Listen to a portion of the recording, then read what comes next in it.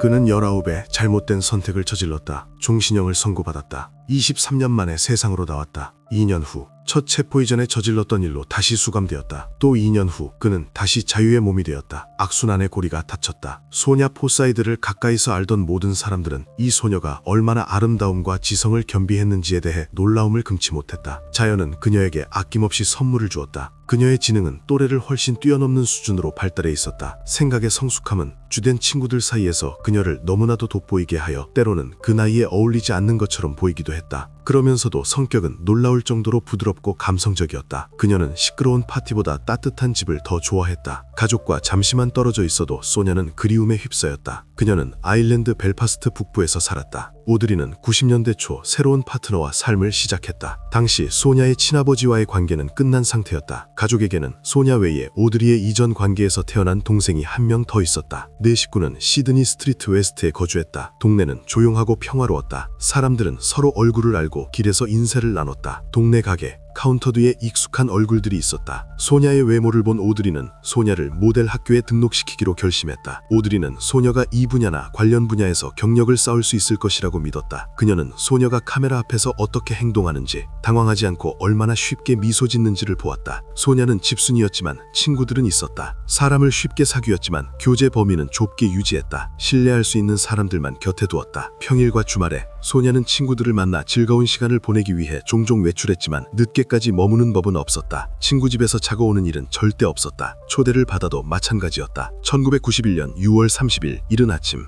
소냐는 친구 집으로 향했다. 부모님과는 저녁 식사 시간에 맞춰 집에 오기로 약속했다. 저녁 6시쯤 그녀는 집에 와서 모두와 함께 저녁을 먹었고 7시경에 다시 밖으로 나갔다. 금방 돌아오겠다고 약속하면서. 오드리는 소냐가 문 앞에서 손을 흔들던 것을 기억한다. 평범한 손짓, 평범한 저녁이었다. 포사이드 가족에게는 걱정할 이유가 없어 보였다. 동네는 늘 조용하고 평화로웠으며 좋지 않은 일이라고는 일어난 적이 없었다. 이웃들은 자전거를 현관 앞에 세워두었고 사람들은 어두워질 때까지 밖에서 시간을 보냈다. 하지만 소냐와의 이 저녁 식사가 마지막이 되었다. 여름 저녁은 느릿느릿 흘러갔다. 해는 오랫동안 지지 않았고 공기는 따뜻했으며 거리에서는 목소리들이 들려왔다. 소냐는 곧 돌아와야 했다. 친구 집에 두어 시간만 있을 생각이었다. 약속한 시간이 지났다. 소냐는 여전히 돌아오지 않았다. 오드리는 처음에는 그저 시계를 쳐다볼 뿐이었다. 그러다 창가로 다가갔다. 거리는 텅 비어 있었다. 오드리는 즉시 불안감을 느꼈지만 큰 혼란에 빠지지는 않았다. 약속을 어기는 것은 소냐의 성격과 전혀 맞지 않았다. 책임감은 그녀의 주요 특징 중 하나였다. 오드리는 소냐가 갔을 법한 친구들에게 전화를 걸기 시작했다. 첫 번째, 두 번째, 세 번째, 어디에서도 소냐를 찾을 수 없었다. 친구들은 놀라며 대답했다. 오지 않았고 전화도 없었고 아무 말도 하지 않았다고. 몇 시간이 더 흘렀다. 거리는 완전히 어두워졌다. 오드리는 더 이상 불안감을 억누를 수 없었다. 그녀는 관계기관에 소냐의 행방불명을 신고했다. 옷차림을 설명할 때 그녀의 목소리는 떨렸다. 검은색 청바지, 버건디색 스웨터, 흰색 신발. 당직자들은 의뢰하는 말로 그녀를 진정시키려 했다. 학생인이 곧 나타날 것이고 분명 친구들과 어울리다 시간을 잊은 것일 거라고. 그녀는 이 모든 주장을 일축했다. 그러한 행동은 소냐 일에 절대적으로 비정상적이라고 주장했다. 그녀는 단순히 걱정하는 것이 아니었다. 그녀는 알고 있었다. 말로는 속일 수 없는 어머니의 직감이었다. 그녀는 심상치 않은 일이 일어났다고 느꼈다. 다행히 관계자들을 설득하는 데 성공했다. 수색은 그날 밤 바로 시작되었지만 어둠 속에서는 활동에 제약이 있었다. 가로등은 거리의 일부만 비추었고 마당은 그늘에 가려져 있었다. 수색 작전은 아침이 되어 동이 트고 나서야 본격적으로 전개되었다. 포사이드 가족이 살던 동네는 작았다. 주거구역, 아파트, 좁은 골목길. 소문은 순식간에 퍼져나갔다. 이웃이 다른 이웃에게 말하고 그 이웃이 또 다른 이웃에게 말해 점심때쯤에는 온 거리가 알게 되었다. 게다가 소냐는 동네에서 얼굴을 아는 사람이 많았다. 어두운 머리카락을 가진 항상 예의 바른 귀여운 모습이었다.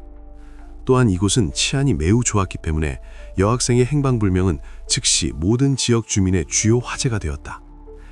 한편으로는 이는 억측의 홍수와 수사를 엉뚱한 방향으로 이끌 수 있는 잘못된 제보의 가능성을 위협했다. 누군가는 없었던 일을 기억해낼 수도 있었고 누군가는 다른 사람을 소냐로 착각할 수도 있었다. 다른 한편으로는 정말로 가치 있는 정보를 가진 증인이 나타날 가능성을 열어주었다. 누군가 보았고, 누군가 들었고, 누군가 사소한 것에 주목했을 수 있다. 위험에도 불구하고 가족은 지역 언론의 도움을 받기로 결정했다. 소냐의 소식은 신민 일면을 장식했다. 오드리는 소냐의 사진을 제공했다.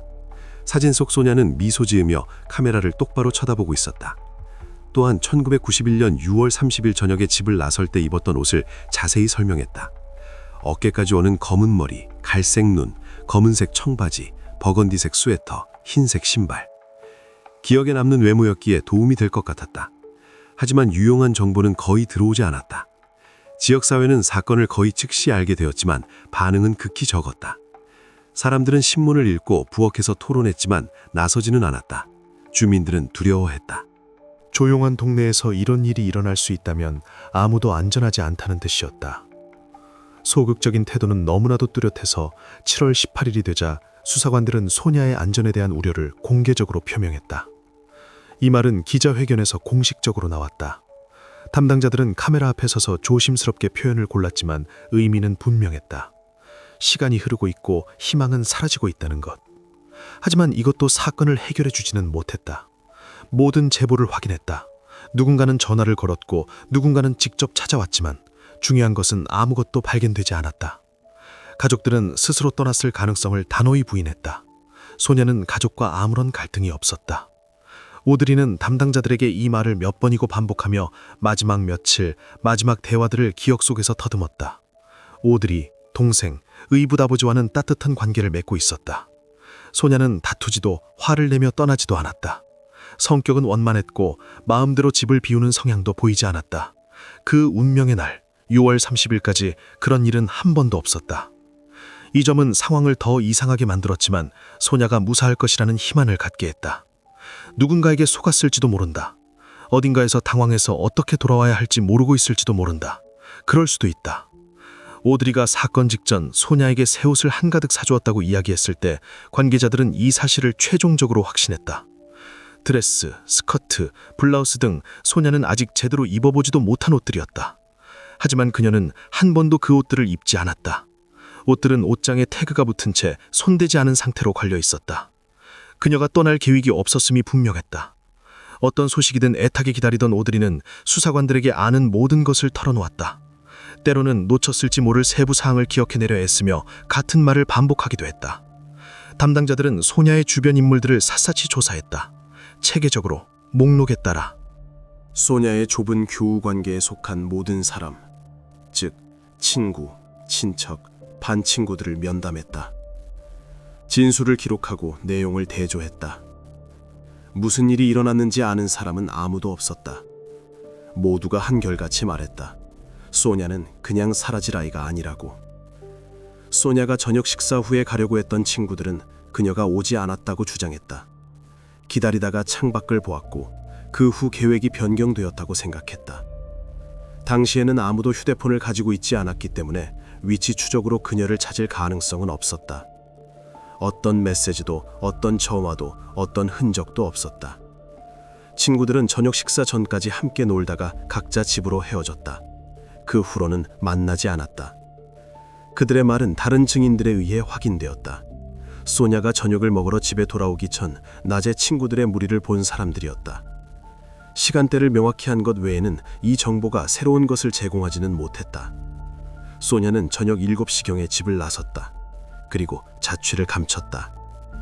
7월이 되자 소냐가 누군가에 의해 억지로 끌려갔을 가능성이 의심되기 시작했다. 수사관들은 이 단어를 조심스럽게 사용했지만 분위기는 무거웠다. 하지만 가족에게는 어떤 요구도 들어오지 않았다. 전화는 울리지 않았고 우편함은 비어 있었다.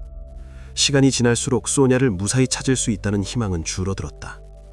가장 경험 많은 이들로 구성된 특별수사팀이 꾸려졌다. 경력이 있고 감이 좋은 사람들이었다. 우선적으로 관련 사건에 익숙하고 어떻게 대처해야 하는지 아는 사람들이 선발되었다. 여러 수색대, 수십 명의 자원봉사자들, 그리고 전문 인력까지 도시 전역을 샅샅이 뒤졌다. 모든 곳에 냄새를 맡고 흔적을 찾았다. 결과는 없었다. 수색 범위는 확대되었다. 이제 벨파스트의 거리 외에도 교외와 인근 지역을 확인했다. 지도에 표시된 수색 구역은 늘어만 갔다. 여기를 수색했고 여기를 지나갔고 여기는 아무것도 없었다. 이 기간 동안 몇 차례 더 공식 발표가 있었다. 법집행기관 관계자들은 소냐가 스스로 떠난 것이 아니라고 확신했다. 이제는 주저없이 그렇게 말했다. 7월 19일 새로운 가설이 생겼다. 소냐가 사라지기 직전 벨파스트의 행진 악단들이 투어를 떠나기 위해 모이고 있었다. 음악가와 악기들은 사람들의 시선을 끄는 볼거리였다. 가까운 사람들의 말에 따르면 소냐는 항상 그들에게 깊은 관심을 보였다. 연습을 보기 위해 멈춰서고 악단이 거리를 지날 때면 지켜보곤 했다. 그녀가 보이지 않게 된 날, 많은 악단이 음악 축제에 참여하기 위해 다른 지역으로 떠났다. 소냐가 그들과 함께 떠났을 것이라는 추측이 제기되었다. 순간적인 이끌림에 의해 아무에게도 알리지 않고 떠났을 수도 있다는 것이다. 소냐의 평소 성격과는 달랐지만 모두가 이 가설을 마지막 희망처럼 붙잡았다. 가설이 나올 무렵 대부분의 음악가들은 이미 돌아온 상태였다. 그들은 즉시 확인을 받았고 사진을 보여주었다. 그들 중에 소냐는 없었다. 아무도 그 소냐를 기억하지 못했고 이동 중에 그녀를 본 사람도 없었다. 가족은 소냐를 찾는 데 도움이 되기를 바라며 이 이론을 기꺼이 받아들였다. 오드리는 소냐가 지금 다른 곳에 있고 아마도 겁을 먹고 어떻게 돌아와야 할지 몰라 걱정하고 있을 것이라고 상상했다. 소냐가 행진악단에 보인 관심 외에도 당시 그 지역은 수많은 공연으로 인해 젊은이들에게 매력적인 곳이었다. 비록 이런 행동이 소냐답지 않았지만 오드리는 돌아오는 배를 희망을 갖고 기다렸다. 수색팀은 모든 길을 통제하고 도착하는 사람들을 확인했다. 사진을 들고 서서 한 명 한 명의 얼굴을 유심히 살폈다. 불행히도 희망은 이루어지지 않았다. 소냐는 그곳에 없었다. 사람들은 내리고 흩어졌다. 그들 중에는 소냐가 없었다. 그럼에도 불구하고 소냐가 가족을 떠나 다른 곳으로 놀러갔다는 소문은 대중에게 기꺼이 받아들여졌다. 사람들은 이 버전이 다른 무서운 상상보다 더 안심이 되었기 때문에 선호했다. 며칠 후 여러 명의 증인이 찾아왔다. 사람들은 벨파스트에서 떨어진 해안 지역에서 소냐와 매우 흡사하게 생긴 사람을 보았다고 진술했다. 세부 사항은 흐릿했지만 모두가 확신했다. 포사이드 가족과 관대자들은 다시 한번 소냐가 무사할 것이라는 희망에 부풀었다. 이 단서들은 확인되었다. 현장에 사람을 보내고 현지인들을 만나 사진을 보여주었다. 하지만 이론을 뒷받침할 증거는 찾지 못했다. 소냐가 그 지역에 있었다는 사실조차 확인할 수 없었다. 어떤 이도 사진 속 그녀를 알아보지 못했다. 수색팀은 계속해서 샅샅이 뒤졌다. 7월 23일, 작전 책임자는 여러 구역을 완전히 수색했지만 새로운 단서는 나오지 않았다고 발표했다. 소냐는 마치 공기 중으로 사라진 것 같았다. 같은 기간에 여러 지역에서 전단지 부착 캠페인을 벌였다. 소냐의 얼굴이 가로등 기둥, 상점 벽에서 사람들을 바라보았다. 불행히도 이것 또한 가치 있는 정보를 가져다 주지 못했다. 사람들은 보고 고개를 저으며 지나갔다. 고통스러운 침묵의 몇 주가 몇 달간의 기다림으로 바뀌었다. 오드리는 소냐에게 무슨 일이 일어났는지 알지 못한 채 어떻게든 계속 살아가야만 했다. 일상의 평범한 일들이 이제는 무의미하게 느껴졌다. 이 기간 동안 오드리는 조금이라도 마음을 돌리기 위해 동생에게 집중했다. 함께 놀고 책을 읽어주며 시간을 보냈다. 물론 이것이 큰 도움이 되지는 않았다. 생각은 어김없이 소냐에게로 돌아갔다. 1992년 1월까지도 소냐에 대한 정보가 들어오지 않았음에도 불구하고 그녀는 여전히 소냐가 무사히 어딘가에 있을 것이라고 희망했다. 그 생각에 매달렸다. 텔레비전에 출연했을 때 오드리는 거의 매일 밤 좋지 않은 꿈을 꾼다고 고백했다. 누군가 문을 두드리고 소냐의 마지막 모습을 확인하러 오라고 요청하는 꿈이었다. 가능한 증인들은 침묵했다. 수색을 위한 작은 단서조차 없었다. 그저 침묵뿐이었다. 전화는 울리지 않았고 문을 두드리는 사람도 없었다. 오드리는 연말연시에 소냐가 어디에 있는지 알리는 편지라도 받기를 바랐다. 매일 우편함을 확인했지만 안은 비어 있었다. 이 희망도 이루어지지 않았다. 마침내 1992년 1월 말 새로운 정보가 나타났다. 한 사람이 부모와 함께 찾아와 자신이 겪은 좋지 않은 일들에 대해 진술했다.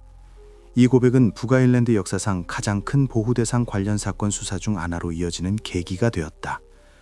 피해자는 특정 장소들이 사람들을 괴롭히기 위해 지속적으로 사용되고 있다고 말했다.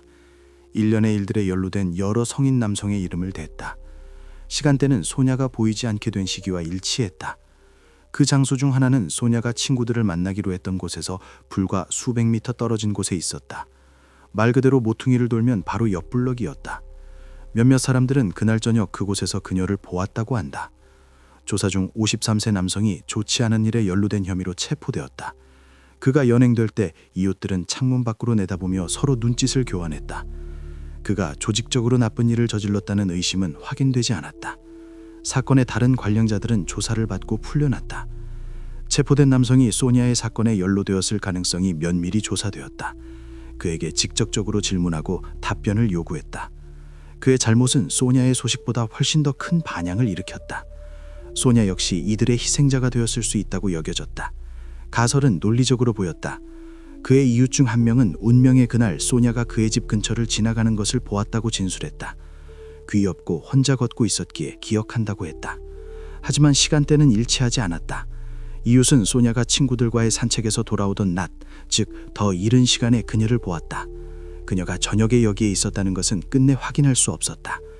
결국 담당자들의 모든 노력에도 불구하고 소냐의 사건과의 연관성을 증명하는 데는 실패했다. 증거가 부족했고 증언은 모호했다. 수사는 다시 원점으로 돌아갔다. 오드리에게 고통스러운 몇 달이 몇 년으로 바뀌었다.